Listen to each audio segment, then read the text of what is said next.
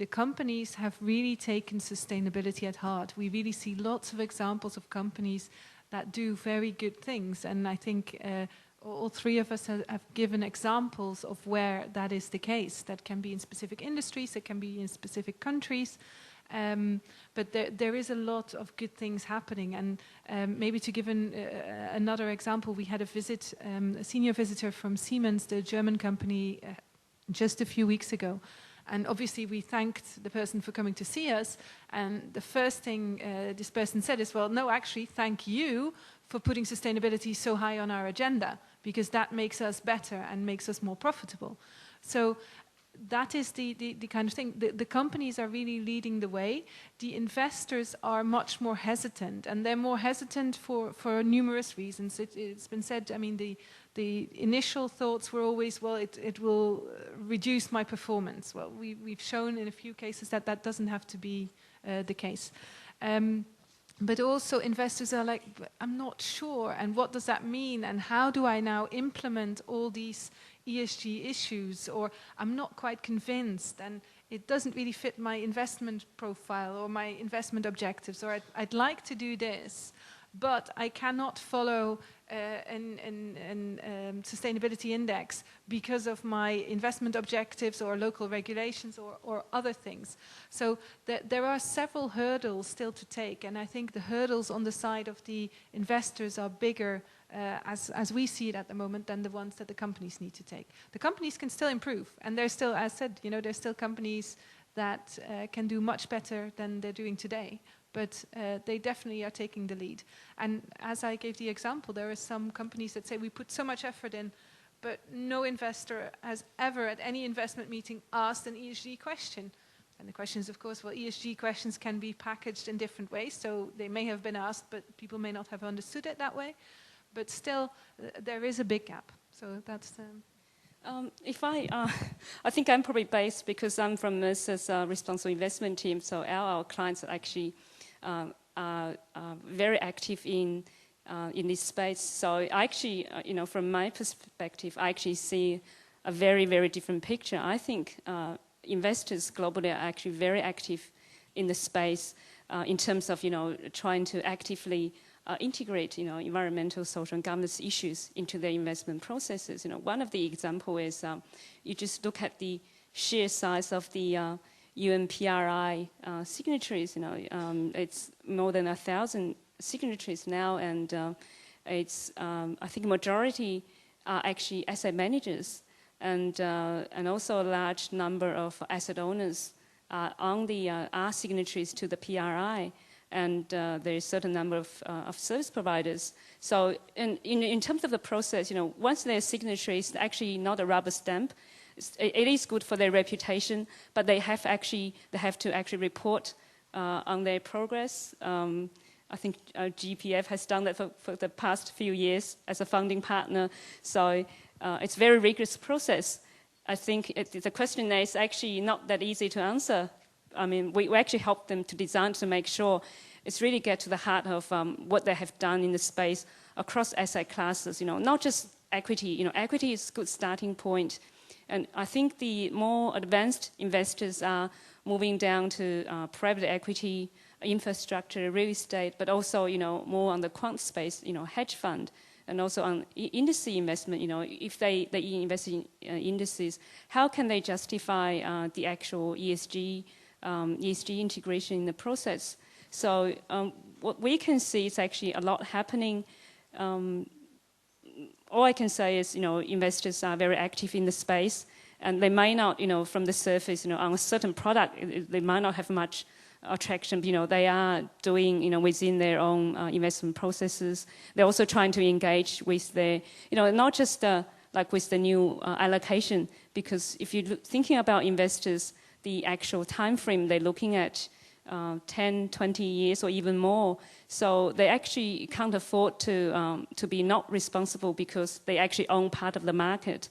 So I think a lot of the current practices actually, rather than if they have, you know, using Mercer's ESG rating, because our rating, you know, ESG 1 is actually a well-rated manager, a well ESG integrated manager. If a manager has a ESG 4 rating, means it's very poor on ESG factors. But for asset owner, if they have a ESG 3 manager, I think the more practical approach is actually with their new allocation, they probably will pick an ESG 1 or ESG 2 manager. But with their current manager, the more practical solutions actually work more closely with their manager to help them improve ESG integration. So that actually, next year or year-on-year progress, the manager can report back on what they've done in the space.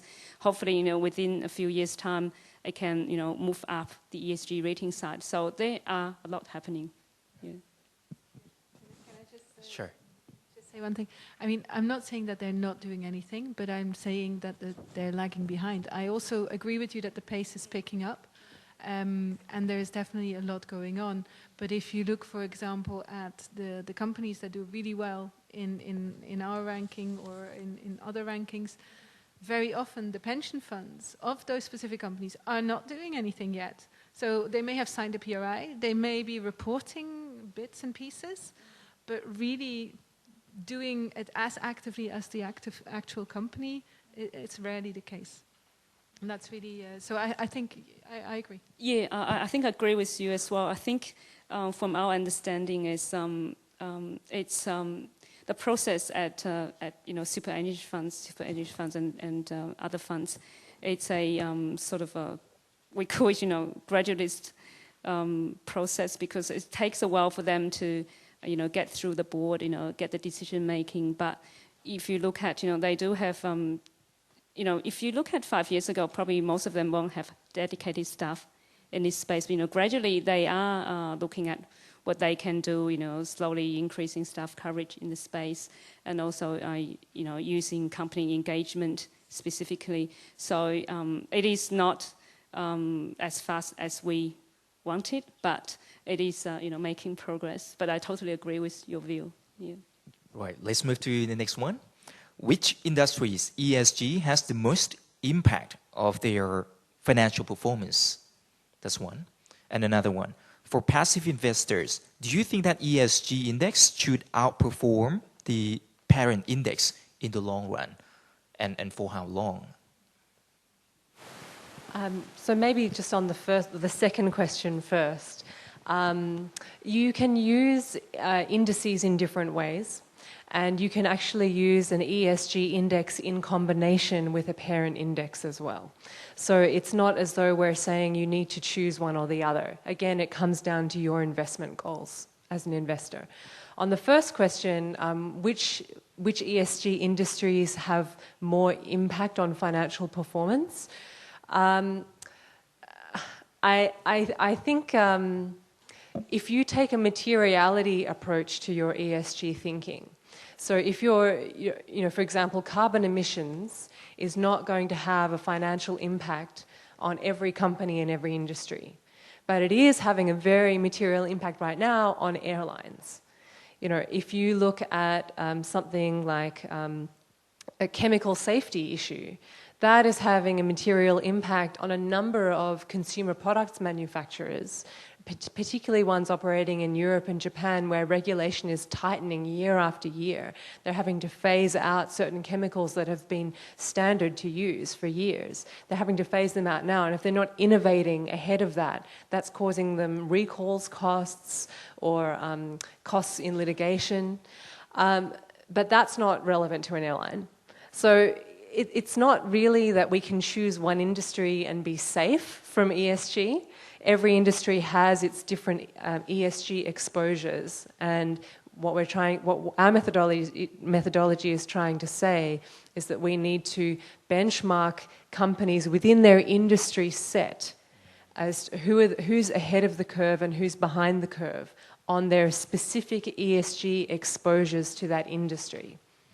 And then, once you've benchmarked that, you can then, if necessary, if it suits the investment purpose, you can create indexes that become a lighthouse, if you like, or become a guiding point around which investors make their decisions about whether to invest in a company or divest from a company.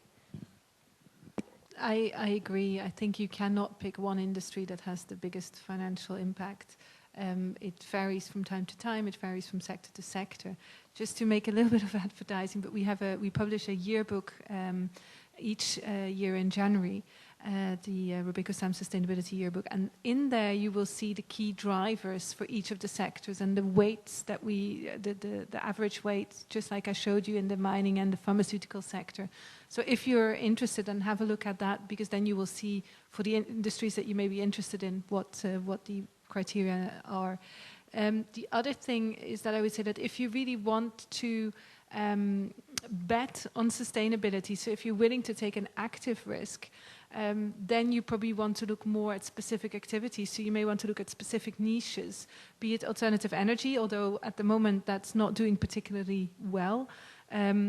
Maybe a good starting point for investments, but I'm not making any recommendations here.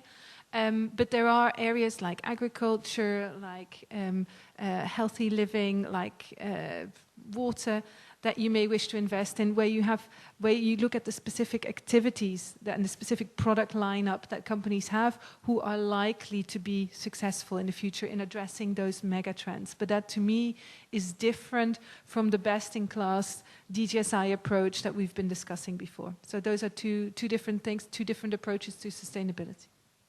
Right. And the next one would be the index likely to include a famous big capitalization companies, as they are large enough to do CSR and communicate to the public. The smaller ones, actually, they try to communicate, but they may not be able to care the environmental as much. So do you think that impact for the smaller companies is too small and it's not fair for them? I think that can be true in some cases, because as we said before, it's quite laborious to fill out the questionnaire. It can be tricky to have to pull together all the information from various different sources. But again, there's also advantage of being small there, because if you are more streamlined, then it may only require one person. You may already have the information that we want, whereas in a big company, it may be in one division or one geography, and then you need to pull it in from the other areas too. And whereas if you're smaller, you may have it already together. So I think there are also certain industries where it's particularly the small, mid-sized companies that do better. So I said before, we have a large cap bias for sure, because that we select the starting universe by means of their size. But we have certain sectors where particularly the smaller size companies do very well. So it's not a size question. Obviously, in terms of eligible, in our starting universe we have less smaller companies, so therefore they cannot get into the index even if they were good, because they're not eligible. But I think there is definitely a chance for small companies to get in. So I think it's a fair observation, and it's a very fair question, that isn't this sustainability stuff all for large cap companies that have the resources to invest in a sustainability department? And I think, again, coming back to the idea that what we're looking for in companies is evidence that the company management has embedded in the company management an awareness of their environmental, social, and governance exposures. And that's relevant to you no matter what size you are. Now, certain large companies, for example, they might have more reputational exposures, in which case they are held to a higher standard of governance of those issues than smaller cap companies that might have less reputational exposures. But what we're looking for really is evidence that this is embedded in company management, and you don't need a 100-page glossy sustainability report to demonstrate that, actually. I think that we need to be clear that when it comes to the quality of sustainability reporting, it's not about quantity and it's not about glossy pictures, which unfortunately a lot of sustainability reporting still is today. And it's actually very, very easy to tell when a company has given the sustainability responsibilities to the marketing department versus giving it to the company management. You can tell as soon as I open the report, I can tell. So small companies can be leaders in this space, just as Kathelijne said. They just need to be smarter about it, and it doesn't need to be, about investing in lots of marketing campaigns. If I could just quickly add from a from investors' perspective, I think it's really I think we discussed before. Sometimes they discuss their philanthropy activities. It's good, but also I think from investors' perspective, they like to see more material information that could really affecting the company performance. And in the past, there can be difficulty for investor to really comprehend what's in the actual report. It can be it's all done by their consultant, for big accounting firms, with really nice pictures and everything. But in terms of actually whether the figure actually makes sense to investors, it can be a quite big question mark. If I give you an example of, say, in the carbon area, I think carbon footprint. If there's a carbon exchange, which means the actual carbon footprint matters of the company, because it would definitely affect their share price if they have more liable to their carbon emissions. But on the other hand, what they actually reported, it can be quite difficult for investors to compare apple with apples, because you can have in certain industries, what do you consider its actual material risk?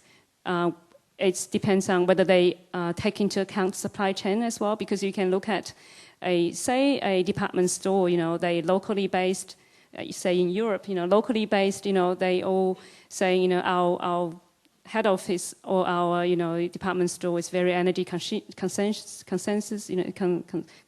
We have all these, light saving, all that globes are, energy saving. But then you look at their supply chain, whether the actual products are coming from, it might be coming quite far away.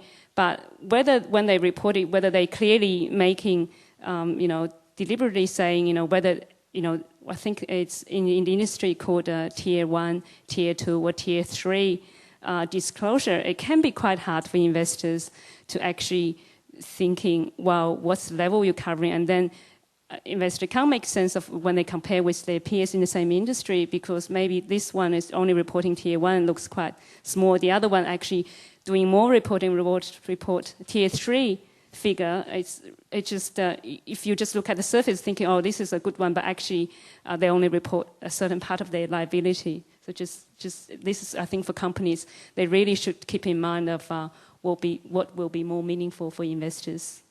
I think to add to that, we did some small research a year and a half ago, and we were looking at the materiality issues, and particularly in the environmental and social dimensions. And in the environmental dimension, as people may gather, it's easier. You measure that you saved paper, and you do double-sided printing, and you switch off the lights, as you were saying, all the kind of basic things. And people tend to make that link to materiality. So in our assessment, we were getting responses, and most people, there was a lot of people reporting on the environmental aspect, and most of those then also had a financial figure attached to it. If you look at the social dimension, it's a completely different picture. First of all, there's not that much reporting on it for many of the companies. And then second of all, putting a price tag to it is even the sort of financial materiality one is even more difficult. So even the companies are struggling. So we really had some clear figures showing there also that they have a problem doing that. So then for the investors, it's even more impossible. And I think would be the last question. And how do you influence some international mutual funds that still invest in SIN stocks and not, based upon, the ESG metrics, whatever?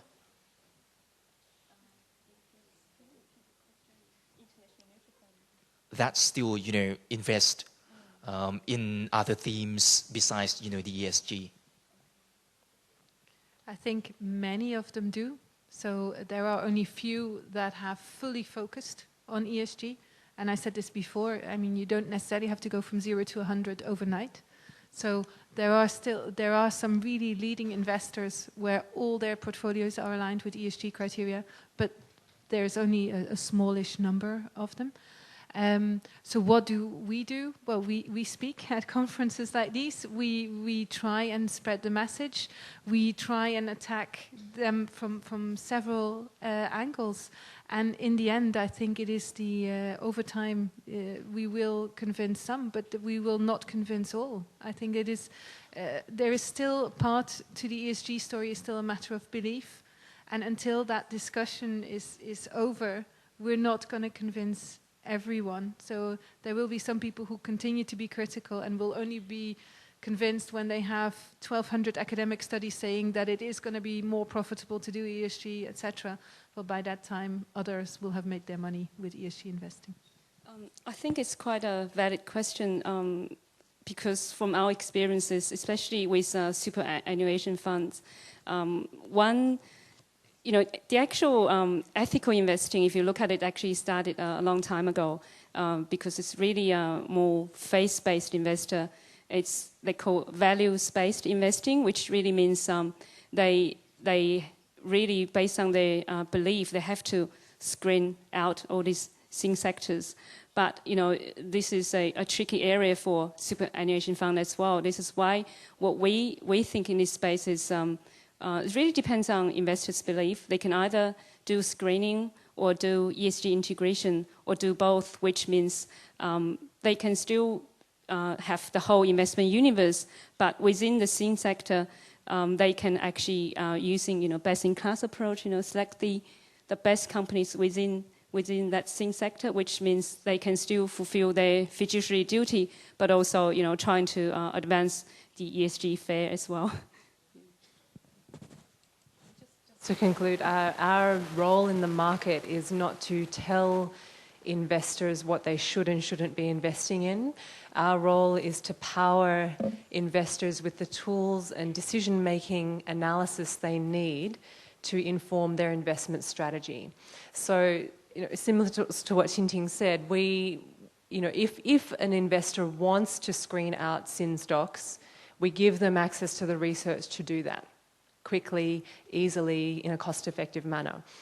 If an investor still wants to have exposure to, gaming stocks and tobacco stocks, then we still rate those companies. We give them an ESG rating, actually, based on, they have high exposures, obviously, in many different areas, but we can still distinguish who are the better tobacco companies versus, the more responsible tobacco companies on certain industry-specific criteria versus others.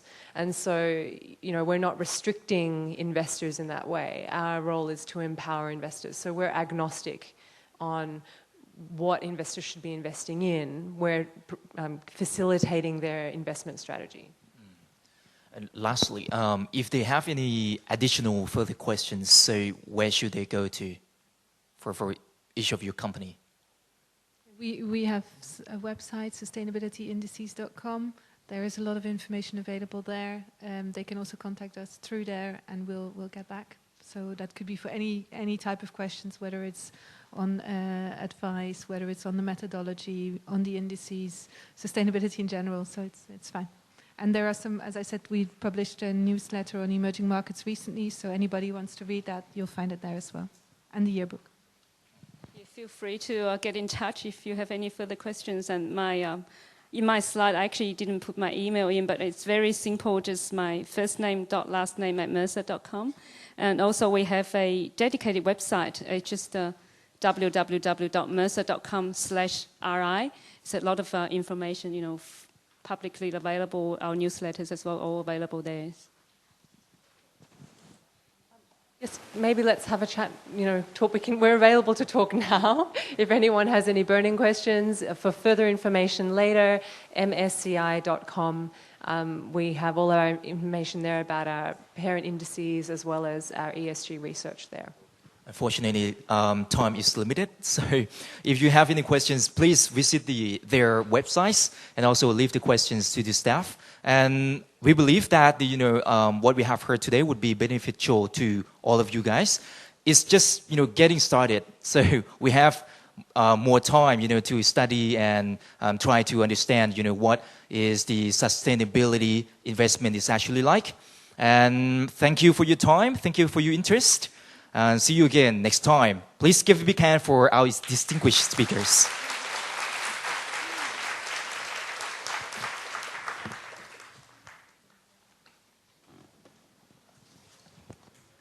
แล้วสำหรับท่านไหนนะครับที่ต้องการที่จะ